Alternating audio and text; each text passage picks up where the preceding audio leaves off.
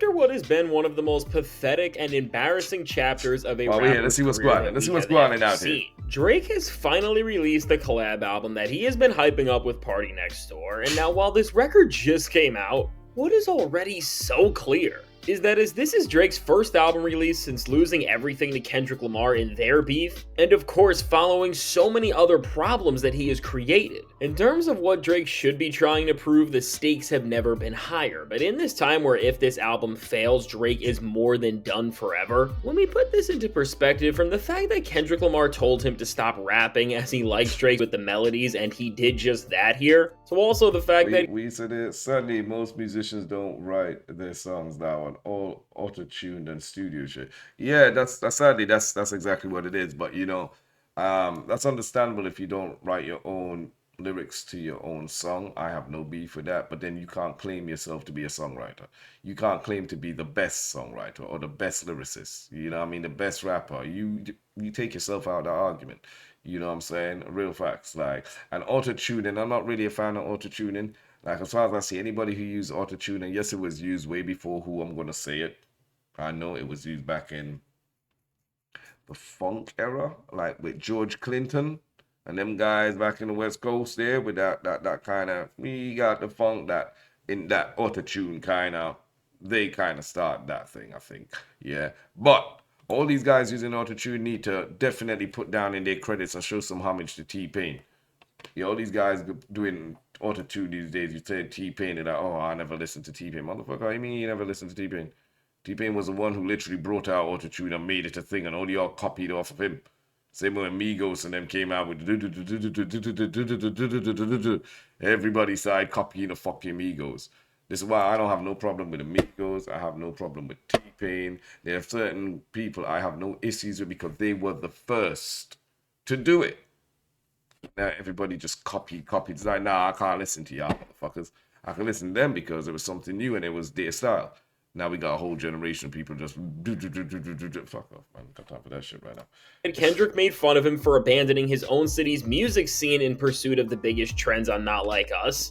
And now he has ran back home and is making this album all about where he is from. And of course, it's an actual collab project with an artist from there in Party Next Door. Just from the optics of what this album is representing, it is just showing that in this time where Kendrick Lamar has never made Drake look worse, that Drake is just folding even further, as his moves here are managing to make Kendrick's diss tracks just become even more true, and this is especially seen by the fact that on day one of this album coming out, it has already gotten Drake in so much controversy, not just for the music, but also because Drake straight up stole and copied from other rappers' entire creative visions and albums to make and define this record in the first place, and seemingly because of this and so much more, aside from Drake's little corner of delusional fans who still want to stay in the same sad place that he is, everyone else hates this thing. But now, before we go any further into this, be sure to leave a like and subscribe. And so now when it comes to Drake's first album since this beef, which we are going to call SS for You from here, because even compared to all of the other drawn out, long, and cringy titles Drake has used in the past, this ranks among the very worst.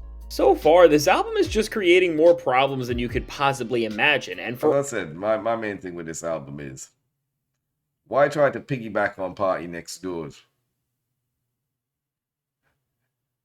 Party Next Door has been chained into your fucking basement in the dungeon for how many years? This motherfucker's been trying to come out to shine. You've held him down, stole all his ideas, stole all his work, put it into all your albums, and had him there like a fucking ghostwriter. You know what I'm saying? And the one time the guy is meant to shine, you jump out and jump on his album to use as a camouflage, to use as a barrier, a shield for anything negative coming back. Like, bro, you can't even let your own boy shine? For real, for real? Like, just, yeah, I'm not here for that, man.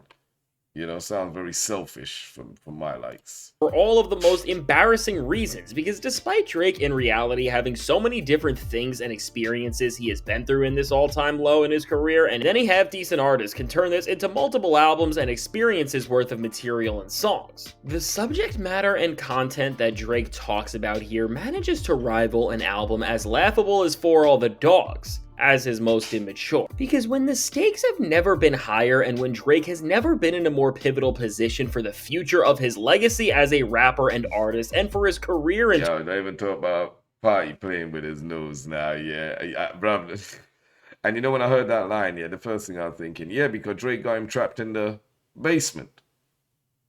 Drake got him fucking handcuffed downstairs, stealing all his work.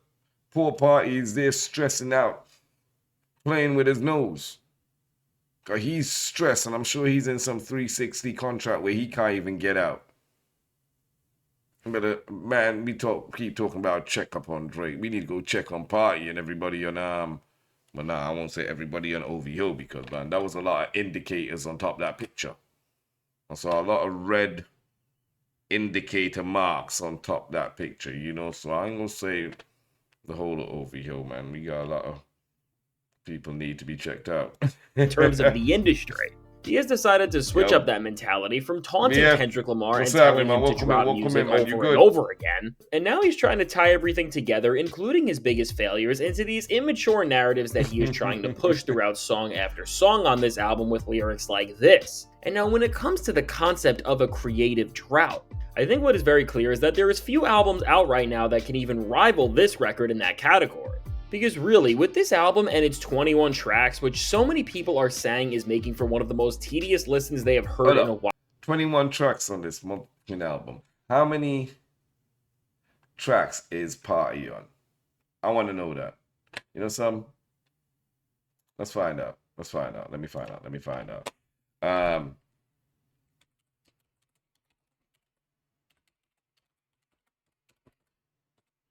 Album.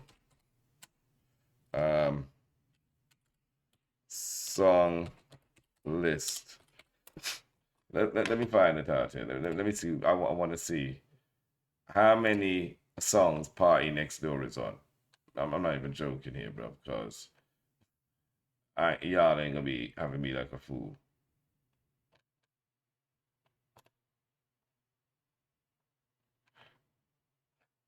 Y'all have the...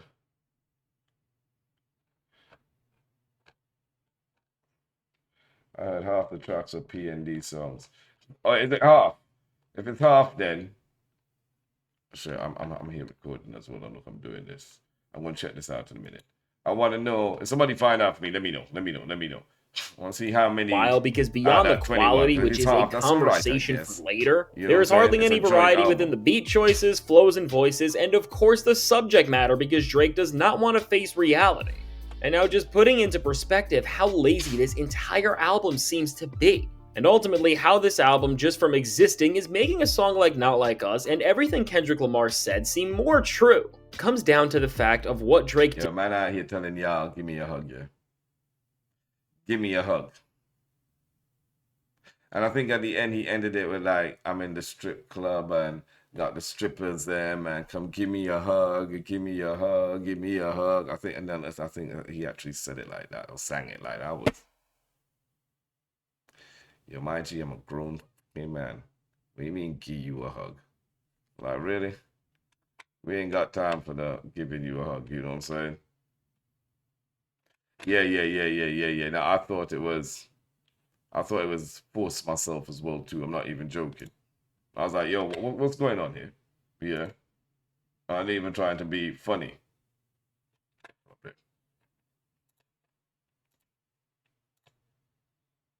Did to release this album, which is truly disrespectful to hip-hop and really the entire music in our world. As really, before we go any further into the actual music on this thing, which really may be a favor considering the conversation around this album, right now so many hip-hop heads and people have realized that Drake is never coming back, and even despite the fact that now we have a new album from him, because he doesn't even respect the culture, his peers, or the craft of hip-hop enough to come up with original ideas. He is really in bigger trouble than we could have ever imagined, as from the branding and title of this album, which is riding with the initials of SSS, and that has all been over everything for Drake and Party, to the artwork they have been releasing, like the back cover, which is featuring bunnies, and even on the front Say what? Of SSS, and that has all been over everything for Drake and Party, to the artwork they have been releasing, like the...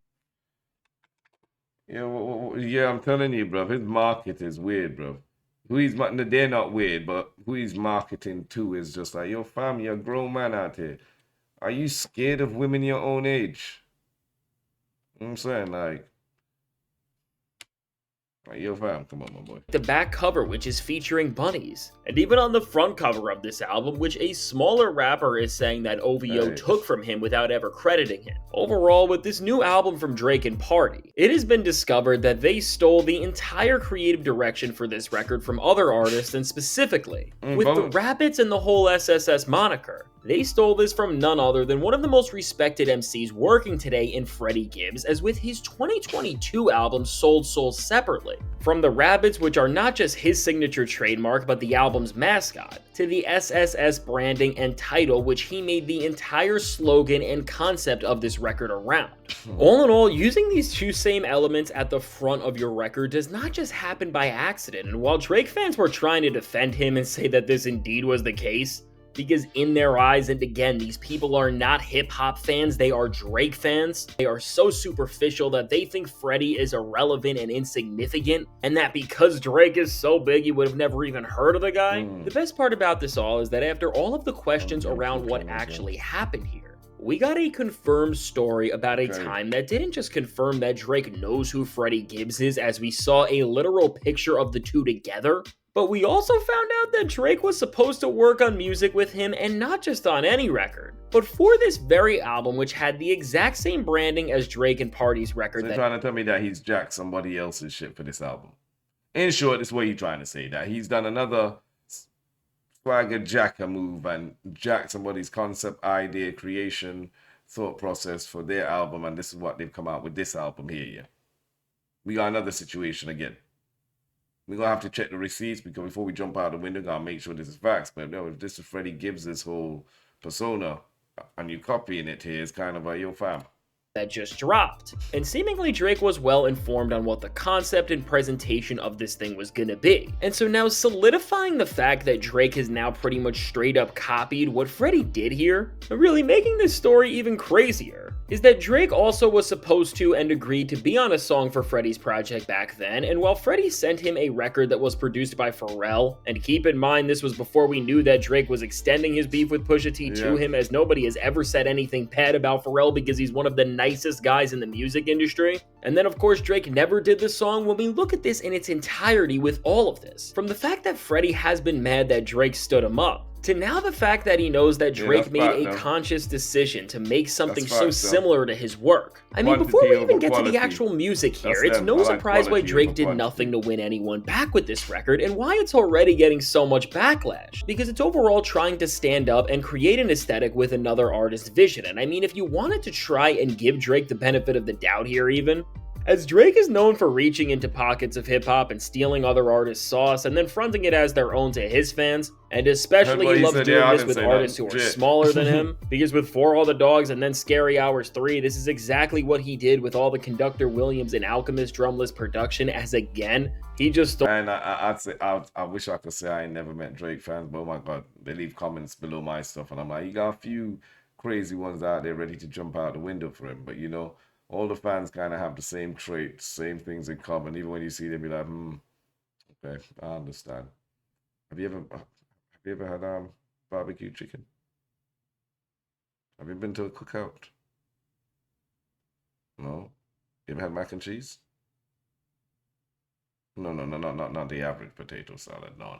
I mean like a real potato salad. You know what I'm saying? Not any curry chicken, jerk chicken. Just was asking out here, like your fam, like you drink any hard spirits, or liquor, rum, brandy, like just. Stole this entire wave of what rappers like Westside, Benny, and Conway popularized, and he really never gave them their proper credit. As Yo, really, from the producers he worked with in this era to the jacket he wore in the 8 a.m. in Charlotte video, that was all from I them. can't help it, man. Overall, Shit. with Drake now having so many similarities to another rapper who, while respected in the industry, does not have his popularity and fan base size, I mean, this doesn't just happen by coincidence, and whether Drake thought he could get away with this or he just didn't care at all. Ripping work out of your peers' hands and trying to claim it as your own is what Not Like Us Verse 3 is about as a whole, and why that record worked so well in the first place. And now with all of this, as we are now in a new chapter of Drake's career because he has finally released a new album and he is trying to make some sort of a statement to win people back. While I'm not going to talk about my personal opinion on this record yet because we will be here for way too long, so be sure to leave a like and subscribe. I'm going to stop right there though. But yeah, like, if you're already telling me that my man's already swagger jacking somebody's ideas, creativity work kind to come on and put on this album that he's come out with Party Next Door, oh, no, it's already an L. It's already an L.